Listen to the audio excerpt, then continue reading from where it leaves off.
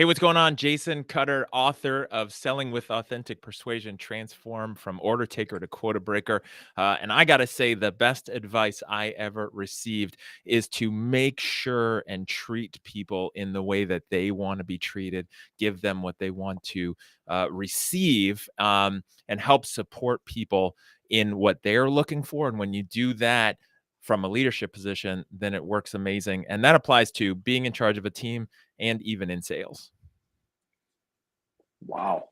That's great advice, man. So when did you learn that, or is that your advice, or tell me more about that? Um, it's not my advice. It's a compilation of a ton of different things I've gathered over the years. But I had a CEO that I worked for early on, the first time I was in a leadership role, and helped me understand that and understand that, the default mode that most humans have is to think that everyone sees the world that we see it, right? Which is, I think everything is like this, so everyone else should. In sales, you see that as a terrible habit where someone becomes a manager and they think, oh, everyone is motivated by happy hours. So as long as I do happy hours, everyone's going to be excited. And that's literally untrue in most ways. There's a segment, yes, but most not. And then I just took that advice and compiled it with things like the love languages, the 5 love languages, which is actually one of my number one most recommended leadership books, which is weird. They actually made one for the workplace. But, to treat people in a way that they feel appreciated, loved, and supported, and then it's so much different. Yeah. Wow. I love that, man. I love that. And interestingly enough, and then we'll jump in the book a little bit more in the book and that is, you're the first person that I've seen talk about sales and leadership as it relates to love based on Tim Sanders' book, Love is the Killer App, which is a book that totally changed my life. So I thought that's pretty cool, man. Yeah, and it's funny you bring up that book. I haven't thought about that book for a long time. It is in storage, but I remember reading that book when I was in the mortgage business, and that was 2003 when we were shifting to doing business by referral instead of cold marketing. And Love is the Killer. I read that and I was like, this is unlike anything I've ever heard of in business. And unlike what I thought sales is about, because I didn't want to see myself as a salesperson because I thought sales was gross. And I was like, wait, this is totally different when you look at it this way, and use that language internally or externally. Yeah, that's awesome. Yeah, it came out in 2002, released on the cover of Fast Company magazine with a picture of Tim and a big heart. And the Yeah. first printing of that book, I don't know if you know this, Jason, had he looked like a beatnik. He looked like Roy Orbison. It was orange. He had thick glasses, right? And the second one that got released is the one that we've all seen. It's the white With the cover heart. with the heart on it. Yeah.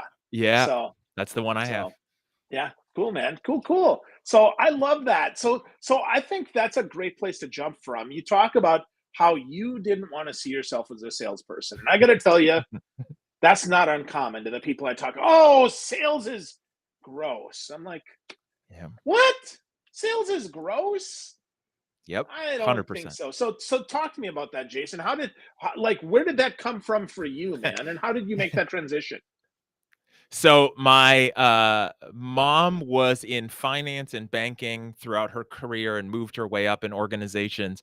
My dad was an engineer after the Navy and moved his way up in an organization. And so I'm the product of two analytical, loving parents who are still together today. In fact, today is their wedding anniversary. They are still together, so Woohoo! that's awesome.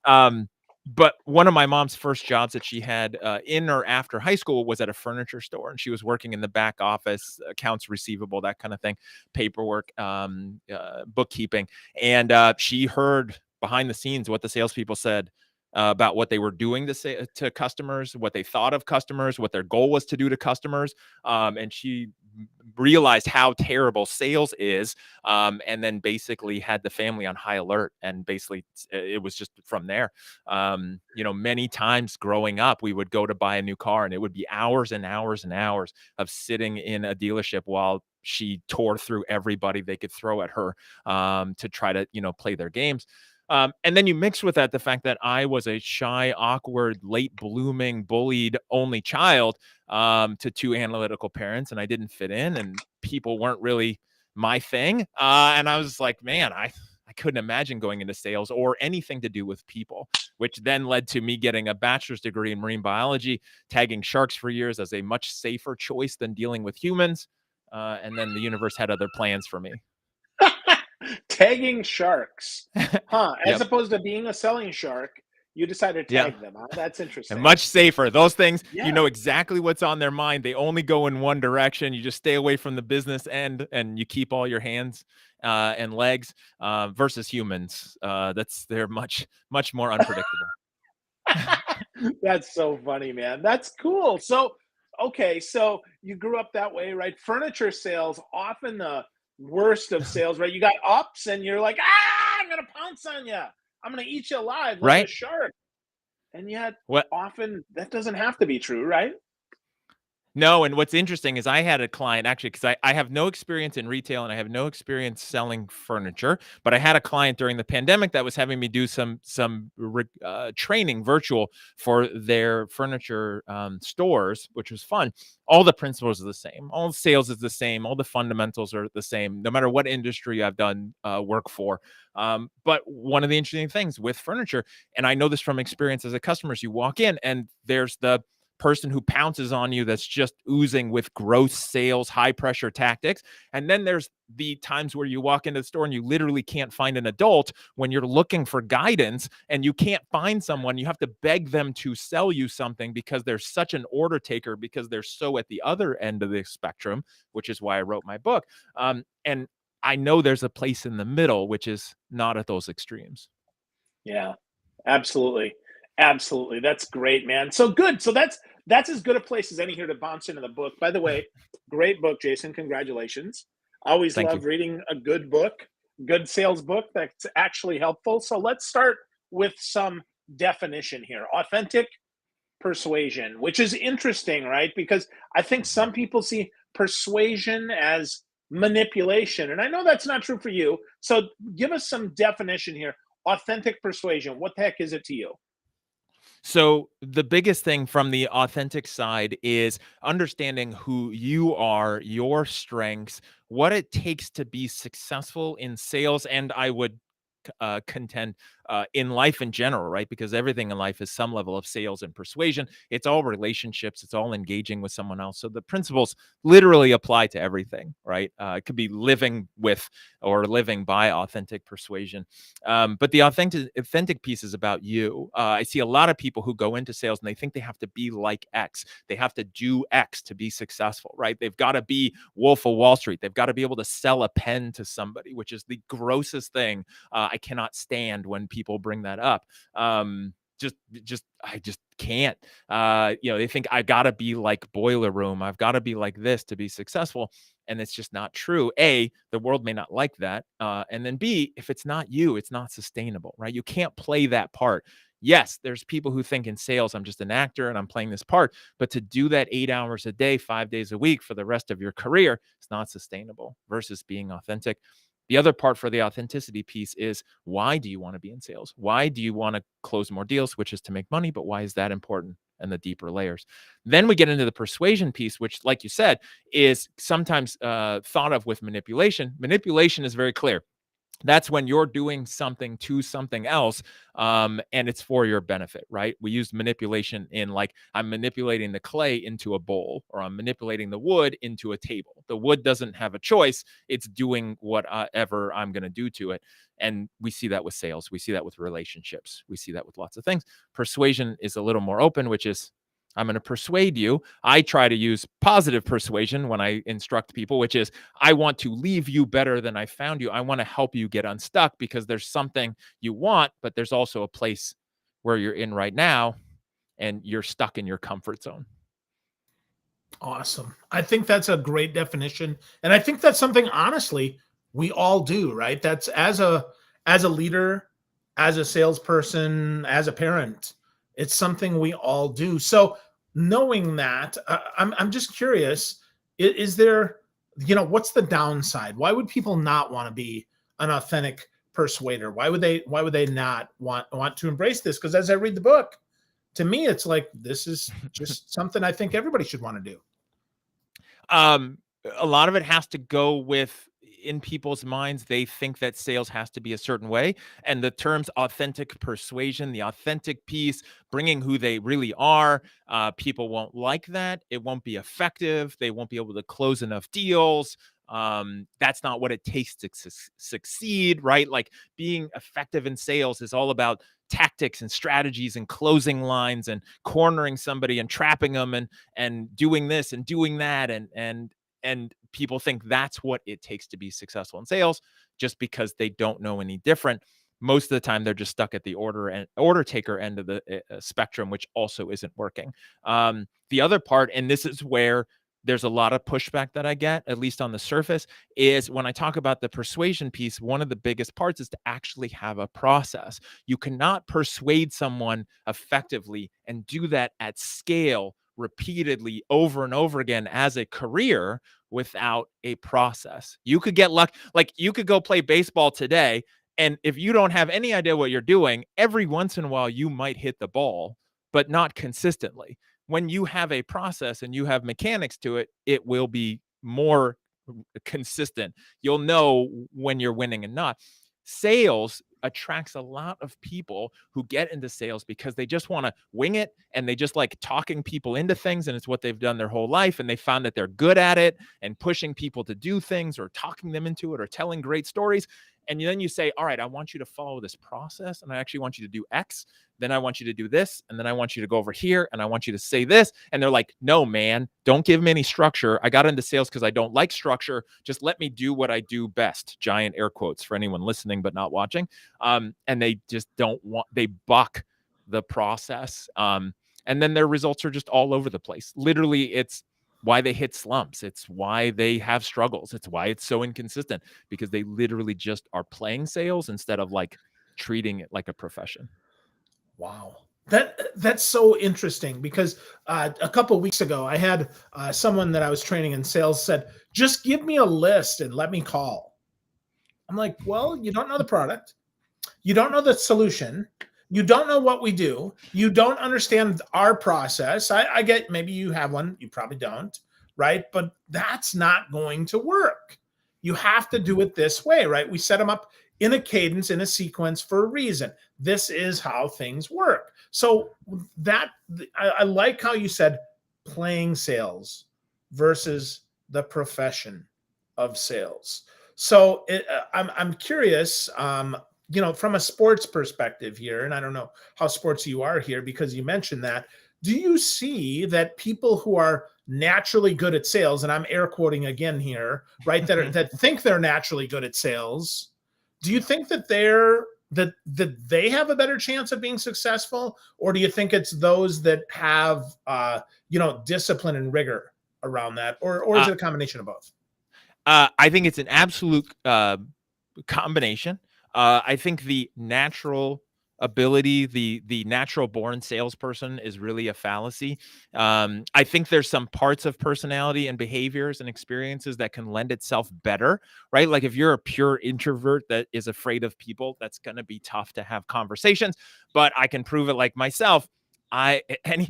Most people don't believe how I was as a child, but I'm telling you, like it was rough from a social standpoint, right? Like I had a good childhood, had everything I needed, but socially it was very rough. But I evolved and made myself into who I am. It's why I wrote that chapter in the book called Making Yourself into a Sales Professional. I think when we see someone and we think they're a natural born salesperson, they've just been working on it for a long time, right? They're that kid. And if you look at it, when you see that kid that's like 3 or 4 years old and they can talk themselves into anything, they get their way, they're very persuasive. By the time you meet that kid when they're 25 or 30 years old, they've been working on it for 20 years. Malcolm Gladwell, 10,000 hours. They are now a master at it because they've been working on it for 20 years. Some of it's born, but some of it's literally just using it and doing it, right? And then there's the part where you make it. Now, here's the thing, and just like sports, right? Because I'm more of a basketball fan, but we can look at anybody. There's the people who are born with some natural talents, athletic ability, maybe tall, maybe quick, maybe all of these things, and they just lean on that. So they show up, they want to play basketball, they think they should be in the NBA, they're not practicing, they're not working hard, and they think they should just get it because, or be given it because they've got the natural talent, right? And they don't understand why they don't have more, and they don't get those opportunities. You see those people at pickup games where they're absolutely amazing, but they're just lazy and they don't put any effort because they feel entitled to it because they were born with this gift. And then you see the others where, let's look at like a LeBron James, born with some amazing talents and then worked on it like crazy and works on it every day, all the time, and puts in the effort. And it's that combination. Same thing with sales, literally the same thing. You can have some personality parts that help. You can understand the sales success traits like I outlined in the book, and then you can just keep working on it and getting better yourself, your skills, your techniques, your processes, understanding human behavior, and you can outwork somebody who's just relying on that natural talent. Just give me a list, people. You can crush those give me a list people. And I've done it myself in many a call center, sitting in a seat where I just crush that lazy, like, just give me the list guy. I love that.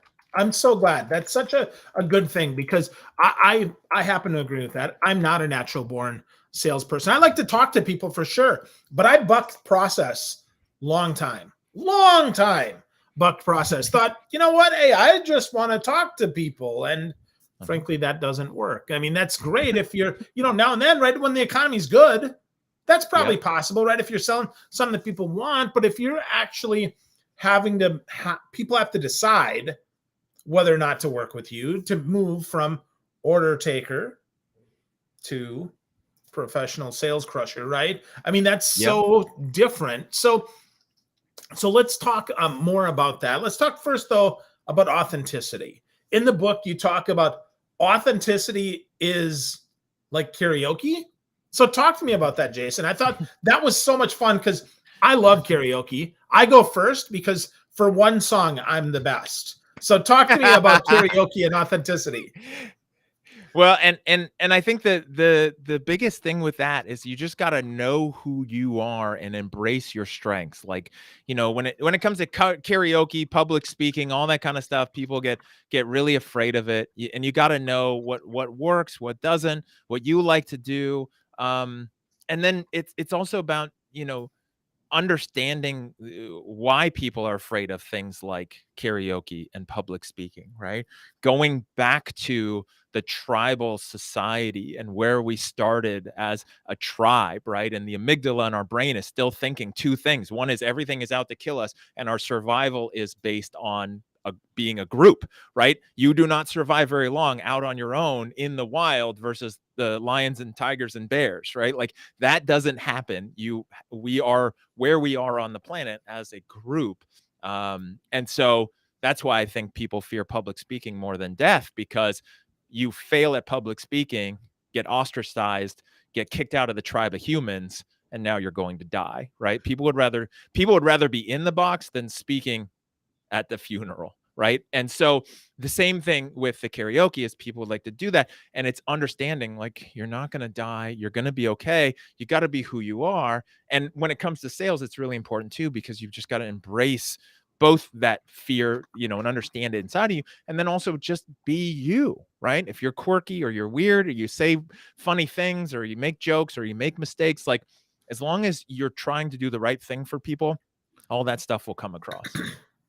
Yeah, absolutely. If your intention is right, you can get the attention that you need to make a sale. I think that's a good lesson for us. So with that, you talked about fear there. I want to go deeper on that. You actually say that no fear is important, but it's KNOW fear. So talk to us about that. How do we get to know fear, embrace fear, and kind of make fear a helpful thing instead of a bad thing?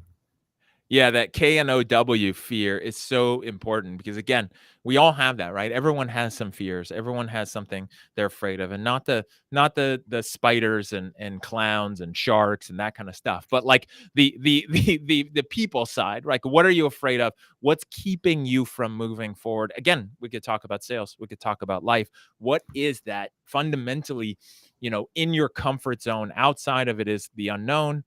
Unknown equals danger. Danger equals death in that primal part of our brain. And you've got to understand that, especially when we talk about sales. Sales at its root is a very difficult game to play, meaning that if you're amazingly successful based on your lead source in your industry and all these caveats, you might close 30 to 40% of your sales, right? Some industries you might close 10%, some close whatever, but that means if you're closing 30% of your opportunities, that means you're failing 70% of the time, which is tough to pick yourself up. You're going to be afraid, you're going to hesitate, you're going to worry. You don't want to be rejected, and part of that is understanding where does that come from, both the inherent side as humans, and then also from your childhood, right? Like that time that you picked up the phone, if you're old enough like us, where you had to actually pick up a phone or write somebody a note. You couldn't just text or email and do it that way. And then you had to put it all on the line to ask that person out, and they reject you, and then that sticks in your mind, and you never want to pick up the phone again. And now you're in sales, right? And so where does that come from? Understanding that, because it's a mental game and it's a mental battle, and it's you versus yourself in most of sales, right? It's literally a mindset focus. Yeah, right. So rejection 7 or 8 or 9 times out of 10 is tough. I mean, that's tough, Yeah. but just like, getting married, you only have to do it 3 or 4 times in your life. I mean, I think that's, or at least I did anyway. So right. I mean, that's important that we understand that not everything has to be a home run, right? Not everything has to be a slam dunk, if you will, to go back to your basketball metaphor there. But that's a mindset thing. So how do we toughen up our mindset so that we can move to the point where authentic persuasion can actually be useful? The first one is what we were just talking about, which is knowing your fears, right? Understanding your fears. The second one is an exercise that I love when I heard about it from Tim Ferriss, which is now I'm forgetting what it's called. It's basically where you're forecasting out your fears and the worst case scenarios, right? And so what you do is say, okay, if I don't make this phone call, or if I don't make a sale, what's going to happen? Well, I'm going to lose my job. Then I'm gonna lose my house. Then I'm gonna lose my family. I'm gonna be under a bridge. And it's like, wait, is that really gonna happen? Probably not. And then you're like, okay, well, it's really not that bad, right? It's probably not gonna go that route. And then the other part is just remembering why you're doing it, right? You want to overcome those fears. I'm a huge proponent of vision boards, right? And the actions that it takes to create a vision board, which people remember from The Secret. And it seems like this like woo-woo type of thing, but it's like, it really has a good purpose in the building of it and then the utilizing, right? Like I have one here that I look at that will help motivate you and remind you why you're doing what you're doing and what's important, so you can keep picking up that phone. And then the last and probably the most important part is, what are you actually doing for people that's helping get them to a better place? Understanding what you're selling, what you're offering, and the value to them. See, the problem I think with sales a lot of the times, at least the classic old school gross sales that people don't enjoy, is that person doesn't care what happens to you or not. As a customer, they just want to sell for their own benefits, right? That's what gives sales such a bad name, and why people just don't like it and worry about it, because it's so one-sided, manipulation and just self-centered on the salesperson.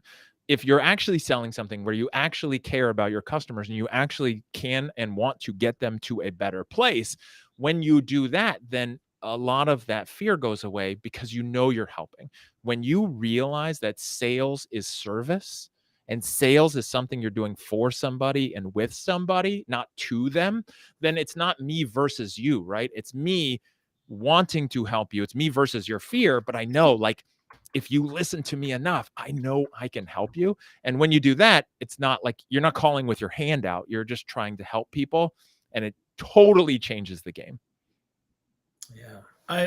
That resonates so hard with me, Jason. I believe, service is sales all day long. Sales is service, so much so, not in the order taking perspective where would you like some fries with this order, but really, I am of value to you, and you will extract that value with a purchase or with a question or with a conversation. So we have value to exchange here. And I think that is often missed. I think a lot of sales people think that, to your point, right? Oh, I'm so great and you're going to be my commission check, so therefore you should buy.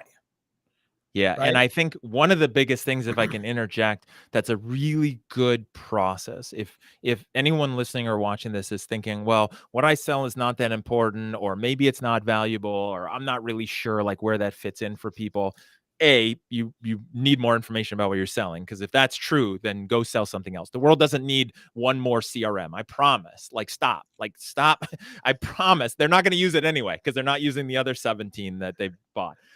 But really the key is whatever you're selling is understand from your customer's perspective the value it provides, and then even more important, understand from your non-customer side what would happen to them when you're forecasting out if they don't sign up with you. And I'll give you an example, right? And I learned this lesson early on, which I think was a such a benefit to the way I sell and my approach and attitude with sales. After I left the mortgage business, I was helping people with that were who were in foreclosure, who were facing an auction date. And this is like mid 2000s. So it was still the real estate boom was going crazy, but people are always challenged and struggling, and life happens.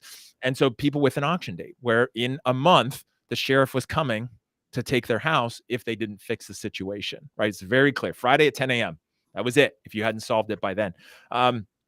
And that's when I learned about persuasion. I didn't learn anything before then, but that's where I learned about people and their behaviors and how they get stuck and how hard it is to move someone who is stuck on their position.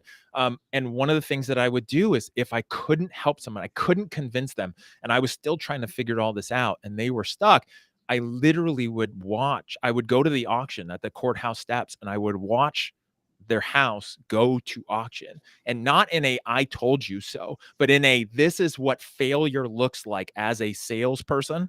At the time, I didn't even think I was in sales, but I was like, this is what failure looks like. I didn't help that person get unstuck. I take that personally. Now look at this, and I want to do everything I can to not let this happen again to the next person. If it does, like, I know I gave everything I could, and I have enough stories of like doing everything I could, like where there's no doubt, even if I didn't get the sale, it wasn't on me. And I carry that no matter what I'm doing. When I help my clients that are B2B SaaS companies, I'm like, if they don't hire you, they don't buy your marketing platform, then what? Okay. Then they're not optimized. Then they're not converting well. Then they might have to lay people off. Then their company might go out. Like, you could go down the chain of like, if they don't get something that's valuable that could help them, they could be worse off. And where could that go? And when you sell from that perspective, then it's truly about service. Yeah. Wow. Wow. That is a great exercise. I think that's so valuable there, Jason. Tim Ferriss is, by the way, it's called fear setting. That's what Tim calls it, fear setting. Thank you. Yep. So something to look up. I'll put the link in the show notes, but I think that's so valuable. And if we move from that into something else that's valuable, let's talk about empathy as it relates to persuasion, because I think often folks miss that, right? So can you drive that home for us, Jason? Because that's a lot of what you just talked about, but maybe not with those words. Yeah, I think it's a huge component to it. In my sales process that I have, that since writing and publishing the book, of course, as soon as you finish editing or try to draw the line in editing, there's of course more stuff you want to do. And then over the last approaching 2 years now is developing a model called the Authentic Persuasion Pathway, which is the process I've used for sales, and I've taught so many people and built structures around it. But the second stage is empathy. And usually that's the discovery, question asking portion where people are just trying to get information. Most of the time in sales, people are either just going through it as an exercise, and they literally are just checking a box. When their boss says, hey, did you ask them questions about this, this, and this? They can say yes. Or the salesperson is in hero mode where they think it's all about them, so they don't really ask questions and they don't really care.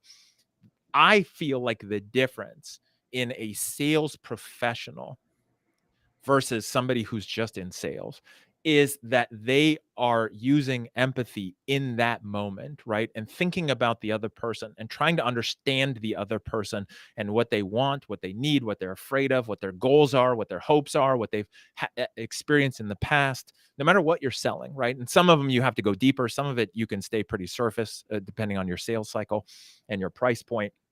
But empathy, instead of discovery or probing, is I'm going to ask you questions. I actually care.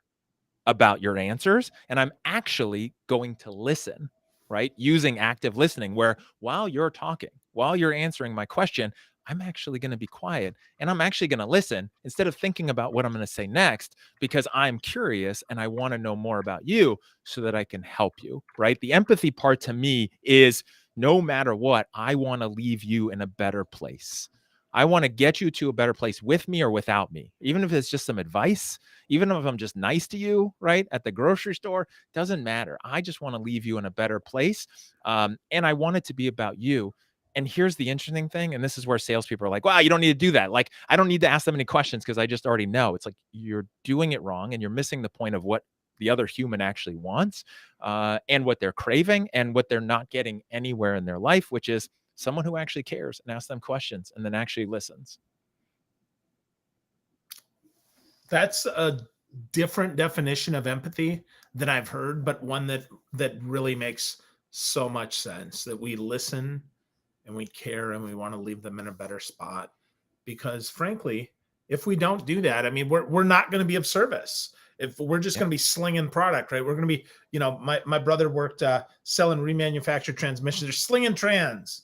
Well, okay, if that's it, right? But truly, the taxi cab owner who needs to outfit his fleet of 10 or 20 or 50 taxis in order to serve the people of New York City so they can get to work and do what they do every day or go grocery shopping, very different than, I'm just going to sell you one more transmission. Very different conversation. Very different thought as well. Right now we know our why, which you talked about before. Mm-hmm. Yeah. And in the example, I think that's great because, people might relate to that from a customer and then also a sales perspective, which if you're selling something that's semi-commodity and you're just doing it as a transaction instead of more relational, then yeah, you're just going to do that. And you're going to go through that and you're going to have these cycles and you're more at the whim of either your selling skills or the market, versus actually being a sales professional. Excellent. So Jason, lots more we probably could talk about here, but I think, I think folks need to kind of bring us home here because we're probably going to blow their mind. So let's wrap one more question that's maybe a little deeper, and then we'll pivot into the final here. And that is, hunting or farming when you talk about sales professionals. Many people think that it's all about just the hunt, right? I just got to knock them down and hit them with my club, right? And then that's sales. So what do you think, Jason? How do you feel that fits and works? And just to set some context for this, because and I love this question, this topic, is there's the hunting mode, which is going out and putting in the effort for the outbound, right? Which I think is important. In this context, what you're talking about is relying all on hunting and like new business versus farming, which is relationships, referrals, pipelines, things like that, right? And I think if we just make it easy and kind of look at what might have happened 1,000, 2,000, 10,000, 100,000 years ago, if you focus only on farming to feed yourself and your tribe, it does not take too many bad hunting days for you to be starving and for everyone to die, right? It doesn't take too many winter days, too many bad hunts where you can't find something or everyone's eating nuts and berries because that's all you can forage for and it's rough. And that's why like farming just totally shifted our civilization, because now there's a reliable source. The other part is also true. You can't rely only on farming because a bad crop, a bug infestation, a drought, bad weather, and you're toast, right? If you're sitting around like an order taker, lazy, watching your farm, hoping that's going to feed your family through winter, it doesn't take much for you to be screwed either. So the combination is so important. And the key is to act like a hunter and think like a farmer. So you're thinking long-term. I'm thinking relationships. I'm thinking, how do I take every single person I talk to, that I sign up, that I don't sign up, that I'm networking with, right? And that's key, that even the ones you don't sign up are very valuable if you have the right mindset, but you're thinking that long-term. And then I'm acting like a hunter, which means I still got to get up every day and go out there and make things happen, right? I can't just sit back on my couch having positive thoughts and thinking affirmations and waiting for the business to come to me, right? I got to go do something. And I see a lot of people who don't do enough, and then they don't think long-term enough. I also see a ton of people who get into sales. They're not sure if they want to be in sales. They don't know if it's going to be a long-term career. Might be because in their mind, they think sales is maybe not a long-term career. It's just like a starter career. I'm just going to try this thing. Sometimes they get into sales, and in the first month, it's not going great because it's like anything. It takes a while to get the skill down, right? Not just a pipeline, but a skill. And then what happens is they're like, I don't know if I'll be in this business in 6 months. So I don't really care about relationships and referrals and farming and thinking long-term. I just need to eat for today. I got rent due today. I don't care what happens. They're in survival mode. And then what happens is they never start farming. So they're always in survival mode and always hunting. And I'm telling you, one bad day, one bad week, one bad quarter, you're done. You're out. And it's a tough one to shift if you're not sure if you're going to be there long term. But you've got to do both if you want to be successful and have a much easier life in sales, a much more fun life in sales.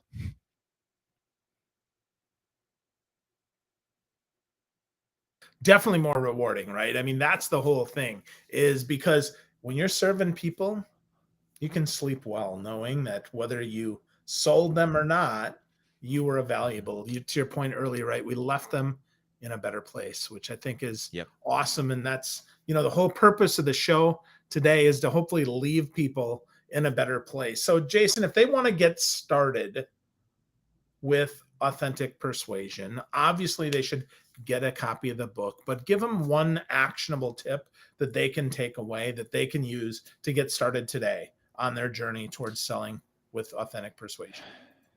That's a tough one because it depends on where people are in their journey and where they're challenged with.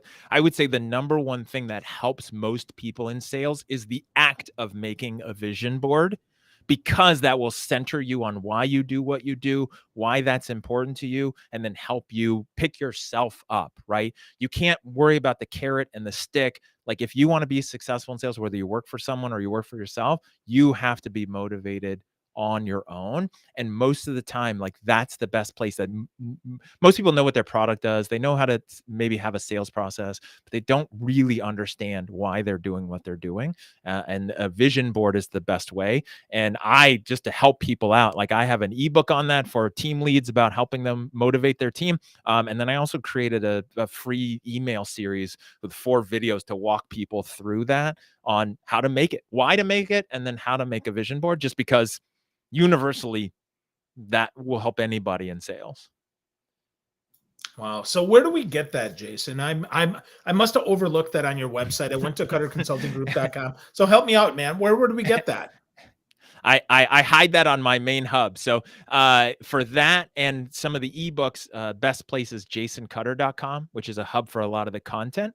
And you can go there and pick if you're a salesperson or a leader, and then you can find those resources. Cutterconsultinggroup.com is a great one if you're in charge of a company and leading a company and you want to look at that. And then if people want, I know you're probably getting to it next, but if people want the link for the Vision Board Challenge, which you can get it on the site and just sign up, it's free.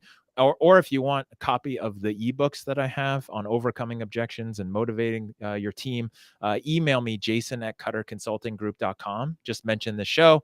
Happy to send those to you. Just get those out there. Just help people in any way that I can, especially doing things different so that everyone can be successful.